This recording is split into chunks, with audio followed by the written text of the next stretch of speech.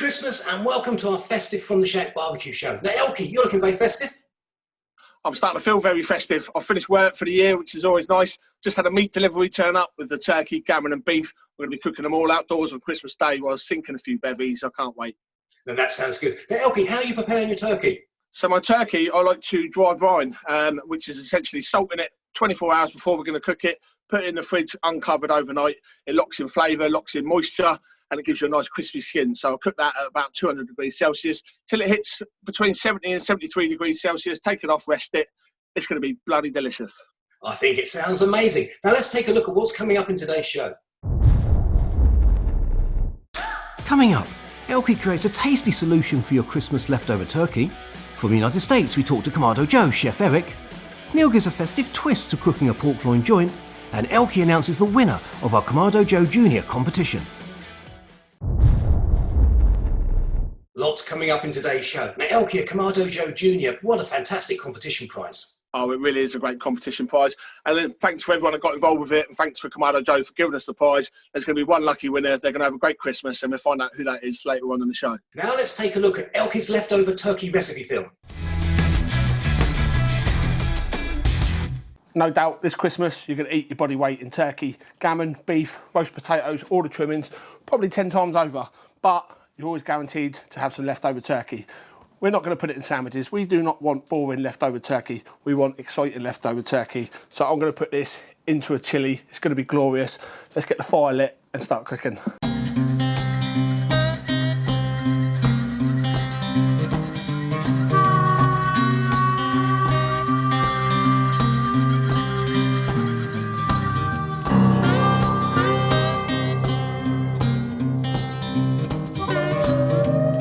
So into a large bowl, we're going to go in with a good glug of oil and then in with a diced onion and a diced pepper. And we just want to cook these down until they're nice and soft.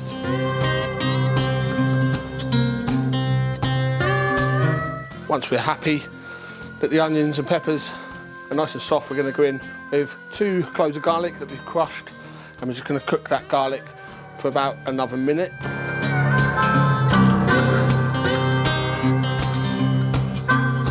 And the same with a couple of tablespoons of tomato puree. Get those in there, and we're going to cook that for about another minute just to reduce some of the bitterness from that tomato puree.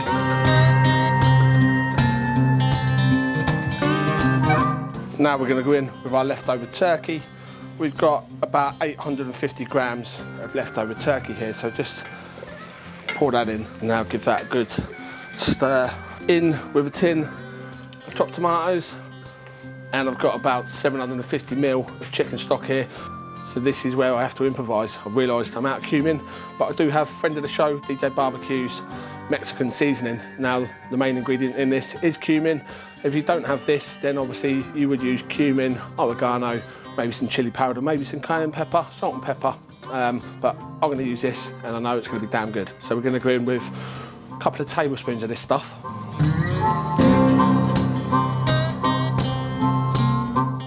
And while we're waiting for that to come up to temperature, we're going to go in with a tin of cannellini beans. The good thing about chilli is it really is a blank canvas. You can put however much spice in there, whether you want beans in there, no beans, any other veggies, whether you want kidney beans or cannellini beans. I've gone for cannellini beans, so let's bring this up to a nice simmer, and then we're going to leave that for 45 minutes, come back, taste it for seasoning, and hopefully we'll be done.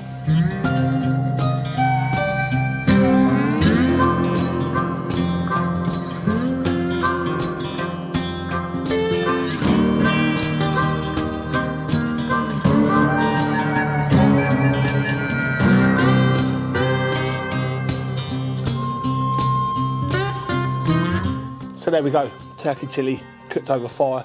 No more boring turkey sandwiches. Get out there, get your fire lit. This was a really enjoyable cook. A couple of beers, stood by the fire. The smell's insane. The turkey has broken away, broken up, shredded nicely into the chilli. There's a bit of juice, a good bit of juice in there to grab some nice crusty bread and butter and dig in. So yeah, hope you'll give it a go. I'm gonna go in and finish this off. Happy days. That chilli looked amazing, Elky, and a great way of using leftover turkey. Cheers, mate. Yeah, it's really tasty. Leftover turkey isn't just for sandwiches on Boxing Day. It's great in curries, stir fries. There's so many dishes you can use it for. It's so versatile. So just get out there and experiment with it, really. Now, Neal, talking of festive dishes, let's have a look at what you've been cooking.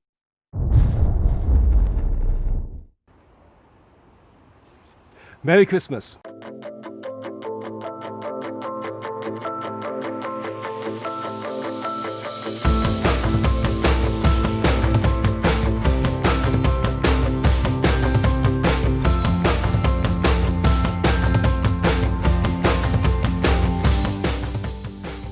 Today I'm going to show you a tasty barbecue cook and roast a pork loin joint with a festive rub. It's going to be absolutely delicious. The pork loin joint weighed approximately 1.5 kilos, and for the recipe I removed the skin and then cooked this separately. Now I'm no butcher, so I've missed out my hacking removal job. It wasn't a pretty sight. I cooked the joint on my Kamado Joe Classic 2. My aim was to get it to a temperature of 200 degrees C and then reduce this to around 180 after 20 minutes. To make the festive rub you'll need half a tablespoon of coarse sea salt, 1 tablespoon of ground ginger, 3/4 of a teaspoon of cinnamon, 1 tablespoon of dried sage, half a teaspoon of ground cloves and 1 teaspoon of pepper. I coated the joint with olive oil and then covered it with the festive rub. The smell was amazing. Next I had to truss up the pork joint with butcher's twine to create a uniform shape that helps to cook the meat more evenly. And as you can see, this is another skill that I need to improve on in 2021. There's plenty of room on the Kamado Joe to create additional festive goodies, and I created a simple stock with a few leftover vegetables, including 3 carrots, celery, an onion, a couple of parsnips and a few cloves of garlic. I roughly chopped the vegetables and added 1.5 litres of chicken stock and placed the roasting tray directly onto the pork during the cook. Got the temperature of the Kamado Joe to 200 degrees C and set the vents for the cook with the aim of reducing the temperature to 180 degrees C. I placed the pork on the grill above the stock tray and closed the lid. Now this was the moment when the weather changed. The rain clouds opened and I couldn't film outside anymore. To prepare the pork skin, I covered it in salt and then cut it into bite-sized pieces and cooked it at a high temperature along with the roast potatoes in the oven. I took the joint off the barbecue after around 1 hour and 20 minutes. It smells amazing and its internal temperature had reached the target temp of 63 degrees C. It then rested for 40 minutes before it was carved. The next job was to remove the stock from the Kamado Joe, pour the liquid into a pan and mash the veg through a sieve. To make gorgeous gravy, I added a tablespoon of plain flour. The pork carved really well. It was cooked the way we like it and it was incredibly juicy. The rub worked well and gave the meal a real festive feel. The crackling was the best I've ever cooked. This cook is definitely worth a try if you're looking to give a traditional roast a festive twist. Enjoy your Christmas and make sure you do plenty of outdoor cooking. Have a good one.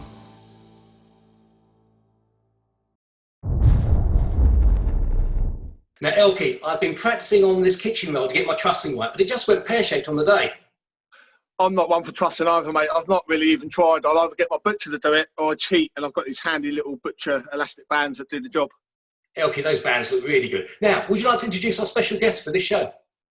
Yeah, so our special guest for this show is an absolute wizard on the Kamado Joes. He's cooked for many people at many events all around the world. Is Chef Eric. Chef Eric, welcome to the show. It's Christmas Eve. Merry Christmas. What are you cooking tomorrow? Merry Christmas. Yeah, we've got a very traditional, for us anyway, sopa borracha, which translates to drunken soup, and it is a bourbon and white chocolate raisin bread pudding from Nicaragua that just, I mean, it's embarrassing to people eat, you know, they're licking the plate, they need more of the sauce. The trick is the sauce, you know, but it's very cinnamon and sugar and raisin, and it just speaks to holidays. It's got that hygge feel to it, which is a really cool term, hygge. It encompasses generosity and you know, that warm feeling when you bite into a bubbly lasagna or creamy risotto, that feeling of being wrapped in a blanket. That's hygge in the kind of the Dutch term. So it's just a philosophy, and that sopa borracha puts us right on it. So that's what I'm about. Now, you are the Chief Culinary Officer for Kamado Joe. Do you want to tell us how that came about? Yeah. You know, my last restaurant, so I'm a restaurant guy, fine dining restaurant guy. And my last restaurant was called Kamado Grill. We used 15 Big Joes in the restaurant. That's all we used. And so we were doing really well with one unit, but it was massive. It was just under 400 seats, only using Kamado Joes.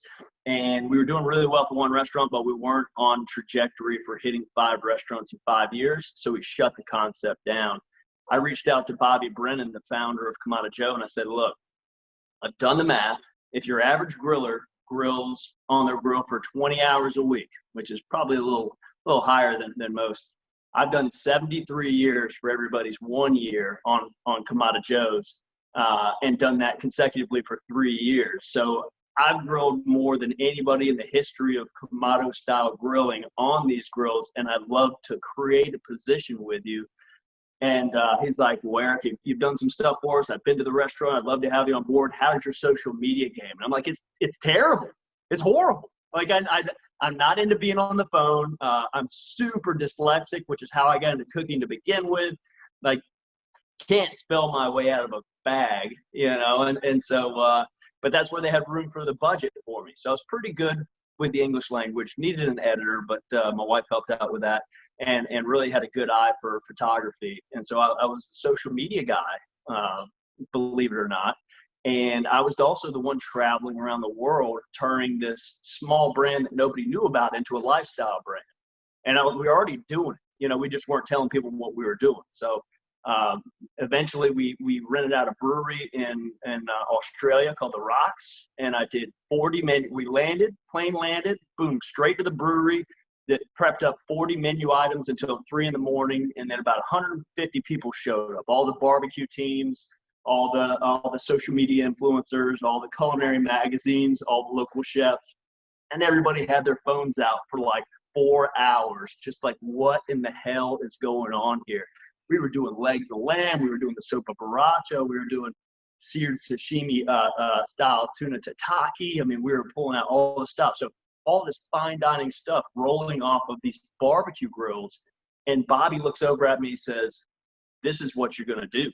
This is it. I was like, what? He was like, just keep the brand fresh and cool. Nobody's ever seen anything like this. Get your passport updated because you're about to do a ton of traveling. And sure enough, I traveled the world. We found somebody way smarter than me to run social media. And I just kind of created assets and relationships. I'm a relationship guy, and we started building this brand, and it's just been a growth story ever since. It's incredible. It's been an amazing story, and obviously lockdown has changed things for pretty much everyone around the world. And you especially, you've gone from kind of traveling the world and putting on these demos to maybe teaching the world virtually on how to cook on a Kamado Joe. So how have you adapted to that change? I'm building. It's pushed me to do a culinary cookbook, for one.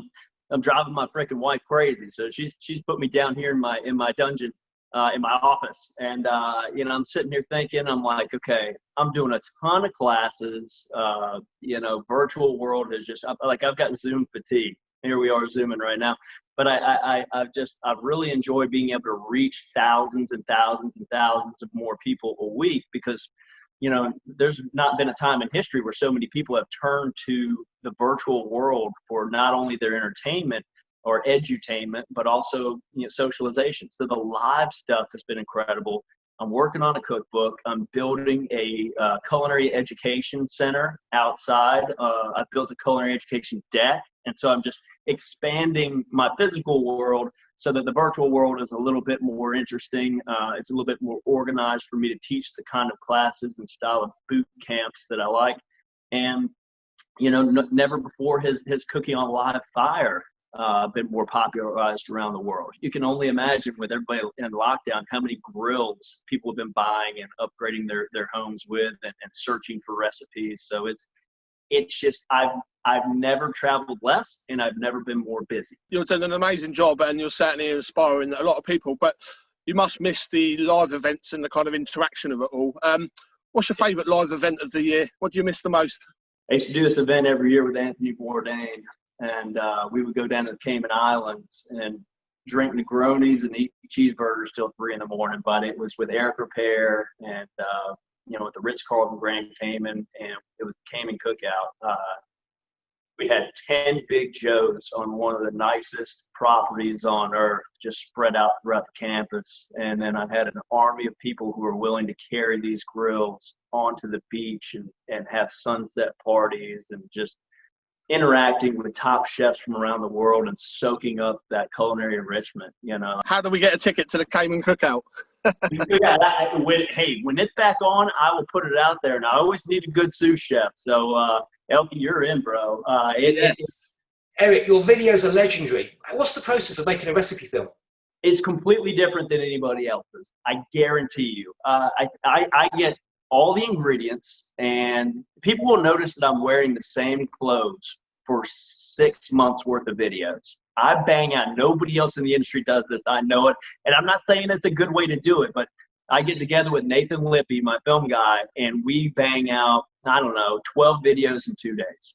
And what I do is I mise en place, or I gather all my ingredients, chop all my onions, get them all bagged up for one recipe, and put them in a box or a bag, and then put that in my walk-in cooler. And I've got 12 bags.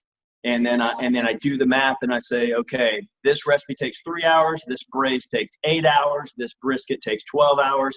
I've got multiple grills on the property. And so anytime you're seeing one recipe video, chances are I'm filming 4 at the same time. The brisket was started. I did the intro for the brisket. Then we did the intro for this one. And then we went over and did a fast video. And now I'm having to tell Nate, keep track of it. Let's go over here and let's do part 2 of the brisket. And so it gets really convoluted, and I take a lot of notes. But that's just, I get really bored. I couldn't imagine doing a 12-hour brisket video, and that's the only video or only thing I did all day long. I'd rather punch myself in the face than cook a brisket and have a camera guy and waste all that empty time. I never know the recipe until I see the recipe film already edited. So a lot of people will write their recipes down and then go step by step. I'm the complete opposite, where I'll shoot a recipe video and then I'm at a holding pattern until it's completely edited and given back to me. And then I can say, all right, procedure number 1, stabilize your Kamado Joe at 450 degrees. And so everything is fingers on the pulse, a la minute, as it should be with live fire, present in the moment. That's superb. And I've seen one of your videos recently, a turkey ballotine. And it looked absolutely amazing. Now, where do you come up with your ideas? You know, I'm classically French trained. You know, I was a chef in New York City for quite some time, in New Zealand, in a very famous French restaurant in New Zealand. And so that's just a classical technique that we used to do with chickens. And I don't want to confuse people. You know, there's a difference between showcasing your culinary might and giving people elevated techniques that they can do at home. I'm not trying to show off. This is something that I think will help people at home, and I know they can do it.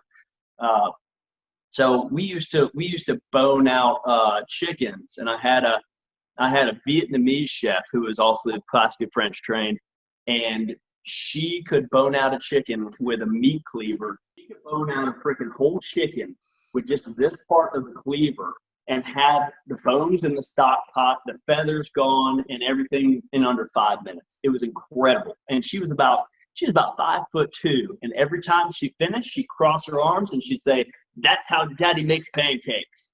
I don't know, but I freaking loved it, you know. And so I said, I want to give that feeling to everybody when they slice into that perfect ballotine, and they say, nobody's heard of a ballotine. Everybody knows roulade. So now I got to take everybody on this culinary journey of saying, okay, a roulade is technically just something that's rolled in a pinwheel shape and then seared or cooked. A galantine, which is getting a little bit closer to a ballotine. A galantine is something that is, galantines and ballotines are different than a roulade because they're wrapped in the skin of the animal that they're using. So for us, it was turkey. But then a galantine is served cold, G-A-L being gelatin, and ballotine can be served hot and roasted. So I had to take people on this culinary journey from, it's not a roulade, you might not have heard of galantine, but this is what this is. It's actually a ballotine, and not lose them. It'd be so easy to lose them. So that's where the enthusiasm comes in. That's where the cutting it up and having fun comes in, and edutainment comes in. And ever since we started taking people on these little adventures, and it's just not hey guys, Chef Eric here. Today we're going to do chicken thighs for a brisket or a pork butt. We've seen the engagement rate just go through the roof. Okay, and so I'm excited about that, because I think in order for something to be remarkable, by definition, people have to be able to want to share it or remark on it. And if they're not doing that, it's a waste of my time. I'm wasting everybody's time if I'm not doing stuff that's a little bit elevated, and I'll be bored to tears. I'm not about it. Not about it. You always look like you're having a ton of fun. There's no doubt about that. And I see you've been having a bit of a play with the pellet Joe, haven't you, over the last few weeks? What's your thoughts on the pellet Joe? I like it. There's a big place in the market for it. There's this divide. And we realized this a long time ago. Like, people are eventually going to get tired of cooking on gas. They're going to realize that it's imparting zero flavor. It is a heat source. It's an energy source, and it's convenient, but there's no flavor to it. So now they hit this divide. Are they going to go pellet, or are they going to go natural lump charcoal? And so to give people the option when they hit that spot right there, it might just give them a moment of pause to say, let me look into this ceramic thing. So I actually think by having it in the lineup, not only is it a super fun grill, but it's also going to help bring a lot more product awareness and brand awareness to Kamado Joe, because we're in the pellet game. We're never going to make our own pellets. Got no interest in that. We're a charcoal and live fire company, but having this in our arsenal really helps out. And we've got some other super fun stuff coming down the pipeline that's going to dip our toes into other parts of the market as well, which I'm super excited about. Eric, what's your favorite size of KJ to cook on? I would say that the Big Joe has become my favorite grill, because you can lift the lid with a pinky, right? So you're getting all the extra grill estate. If you're direct grilling, you can bank all your coals onto one side and have them closer to the grill grate, light the fire from the bottom, and have an extreme heat source right underneath. So you're really using no extra charcoal to get those really high temperatures. And then you might use a little bit extra to get your low and slow temps up and started. But once you're there, it's pretty much the same. So I've coined a phrase, grill estate. I like the extra grill estate. And then I kind of started this rumor out there that there's two types of Kamado Joe owners: those that have a Big Joe and those that will have a Big Joe. So you might only need the grill estate once or twice a year, but when you want it and need it, it's nice to have it. Eric, obviously you've got great enthusiasm for cooking over fire.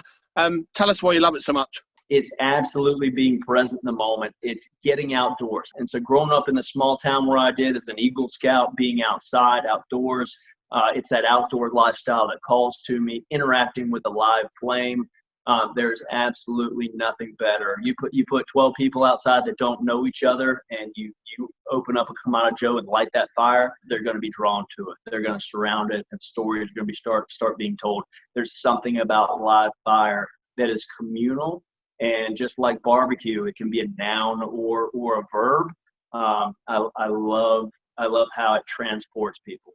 It's an entertainment value as well. Eric, what do you think the big barbecue trends will be next year? Big barbecue trends, whether I like it or not, are going to be, kind of hands-off stuff, So, like, a lot of folks are getting into the barbecue world that aren't quite wanting to get their hands dirty. So I see trends in a lot of the companies going kind of push button, automated, digital, being able to use stuff like the iCommand where you can control things from your phone. So I think there's going to be a large tech jump like we're seeing everything else. I think nothing's going to beat live fire. I think for me anyways, I'm coming up with new techniques and pushing them out there. I think dry basting is going to be a thing.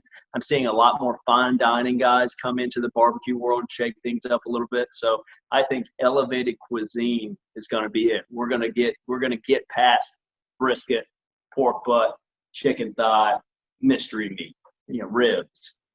So I'm excited to see trend-wise where everybody I'm following takes us. It's really exciting to watch things like Instagram and see people pushing the limits. Eric, it's been an absolute honour to have you on the show. Thank you for being a guest on From the Shack. Brilliant stuff. And Merry Christmas, Eric. Have a fantastic Christmas. Thank you, and to you, and everybody watching. Happy holidays, Merry Christmas, and from my backyard to yours, happy grilling. A big thank you to Chef Eric. Now, Elky, I think Chef Eric's got the best job on the planet. Yeah, I think so as well. I mean, travelling the world, cooking on Kamado Joe's, I mean, that Cayman cook-off alone looks unreal. It looks spectacular. Now, Elky, the time has come. Would you like to announce the winner of our Kamado Joe Junior competition?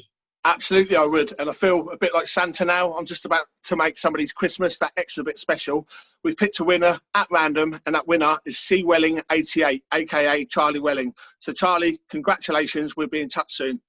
Well done, Charlie. And that's about it for this show. I'd like to say a big thank you to our programme sponsor, Kamado Joe. Merry Christmas, and we'll see you next year. Yeah, and a Merry Christmas from me, guys. Keep those fires burning, and we'll see you next year.